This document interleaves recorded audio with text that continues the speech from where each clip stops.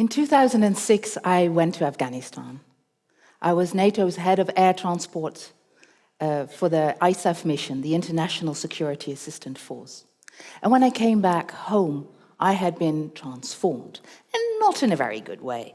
I was rather angry and irritated, and suddenly spending a fortune on speeding tickets. I was easily startled by loud noises and slept very lightly.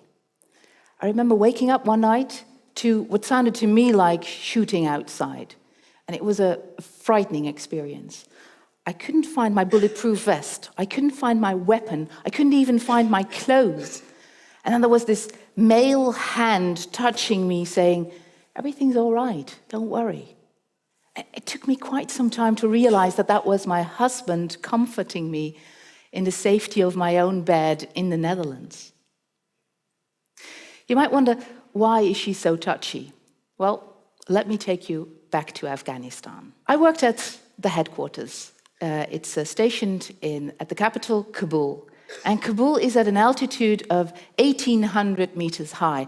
And even though it's at 1,800 meters high, it's still in a valley, and it's surrounded by high mountains with perennial snow, the Himalayas. And we knew that every night we went to bed, the enemy, whomever that may be, might go up those mountains and shoot rocket-propelled grenades at our camp. Again. So every night I went to bed, I would put out my clothes like that.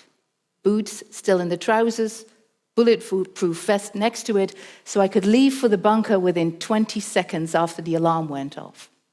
It's a state of high alert that doesn't magically wear off the moment you come back to the Netherlands. And it was not something new, because in mission preparation we were told that when you came back you might feel weird, you might need to readjust. But I wondered how many others have this as well. And no matter how many people I asked, nobody could tell me at the time, even though we do get debriefed extensively. They didn't even have a name for this returning home blues. And the broader question, does war affect soldiers, is a very important one if you just consider how many lives it affects. Just to the war in Afghanistan in the last 15 years, hundreds of thousands of soldiers have been deployed. So, as a military scientist, I'm specialized in military memoirs, I was intrigued. And I decided to read up to see what other scientists had to say about it. The first name that immediately popped up was Paul Fussell. He wrote a classical study about the experiences of First World War soldiers. And he said those young men went into the war with the romantic notion that war would turn them into a real man, maybe even a hero. Instead, the First World War turned out to be awful.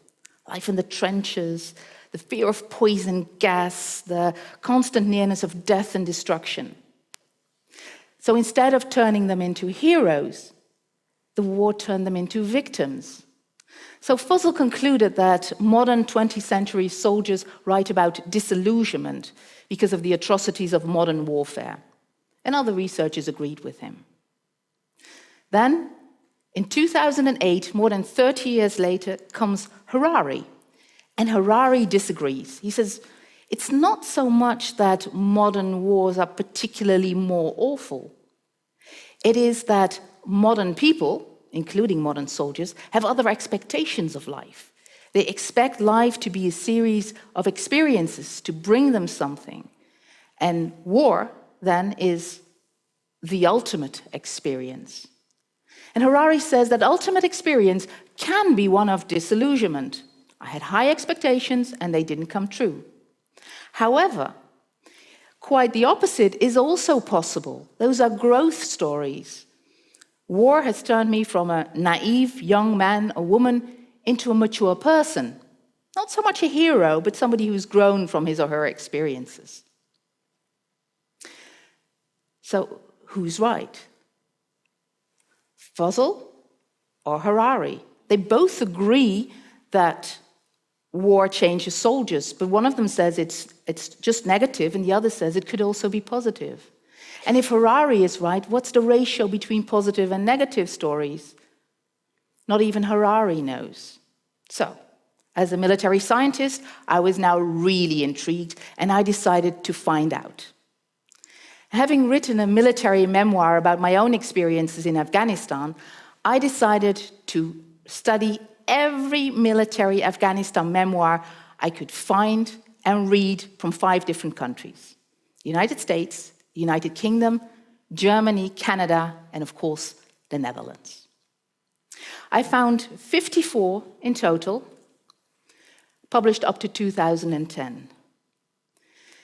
And based on a characterization by Friedman, I found all sorts of different stories.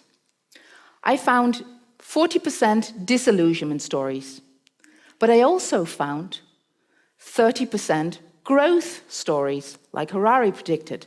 And I found a lot of other stories as well, like action plots and sentimentals stories. All in all, more than half the books had positive stories. So Harari was right. Modern soldiers not only experience disillusionment, but many of them have other experiences, including growth stories. And what about my experiences? Could they be found back in those books? Well, they looked a little bit like PTSD, post-traumatic stress disorder, which was characterized at the time by 3 things: hyperarousal, like my being scared of loud noises; intrusive re-experiencing, think flashbacks and nightmares; and avoidance and numbing. And in order for you to be diagnosed with PTSD, you need to have at least 6 of those kind of symptoms. I only had 1, hyperarousal, so I don't have PTSD, but 6 of those authors, 1 in 9, was diagnosed with PTSD. Then I found a scholar who actually had a name for what I had. And her name was Louise Weibull. And she called it post-deployment disorientation. And I love that term. You come back post from a deployment and you feel a little disoriented. And she said, even Swedish soldiers who've been on a very peaceful mission where nothing out of the ordinary, say nightly risk of rocket-propelled grenades, happens, even they come back with this feeling of post-deployment disorientation. And it's a feeling of alienation, but it also looks a bit like those PTSD-like symptoms. So I looked through the books to see if they were described. And they were described extensively. British soldiers, like Dutch soldiers, are warned for them, for instance. Duke Beatty, for instance, writes, "You are told your mood will change without warning. You'll get angry, sad, depressed, resentful, and you won't know why. You might start drinking too much, driving too aggressively, arguing unnecessarily, picking fights for no good reason." I thought, yes, that sounds familiar. When I came back from my deployment, I could no longer limit myself to 100 kilometers an hour on motorways. I could sacrifice my life in Afghanistan and I couldn't even drive 120. Hence the speeding tickets. The other things were also described extensively, like Niels Roeller. He writes about alienation.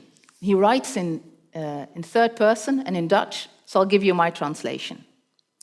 "The first few days he was just happy to be home and mainly very tired. Now that mist has slowly dissipated and it's hard on him. He doesn't feel right at home in the Netherlands yet. He's more silent than usual and often seems to have his mind on other things." The PTSD-like symptoms were also described very often by, for instance, by American infanterist Johnny Rico.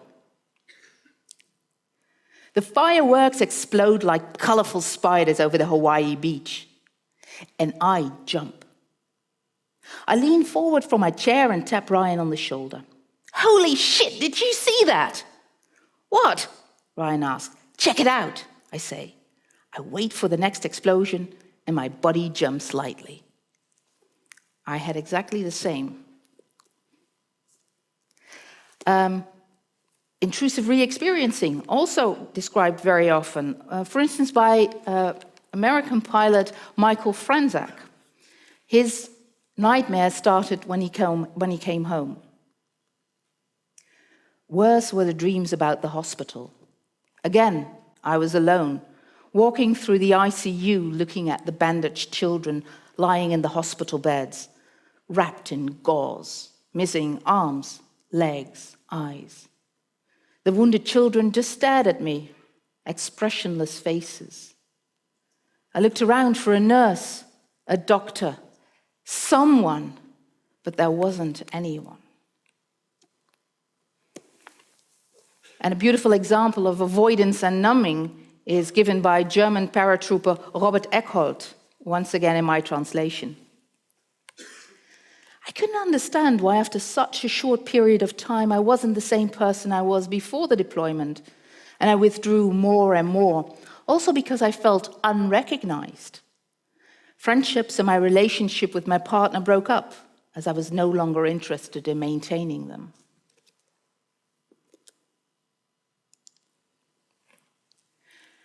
So I was very relieved to see that I was not the only one with post-deployment disorientation.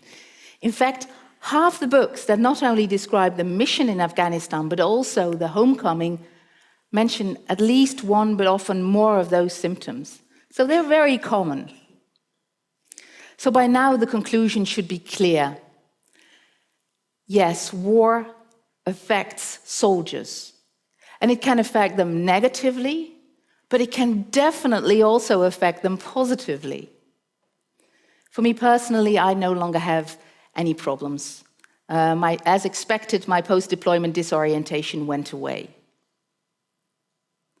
I no longer feel jumpy when I hear loud noises, and I no longer get any more speeding tickets, though I must confess to 2 parking tickets lately. So I've transformed back again. But not entirely, not entirely. As you may have understood by now, the art form that I'm in love with is books. And paintings have never been able to touch me. Until, after my deployment, I saw this painting by Steph Friedal. And it shocked me.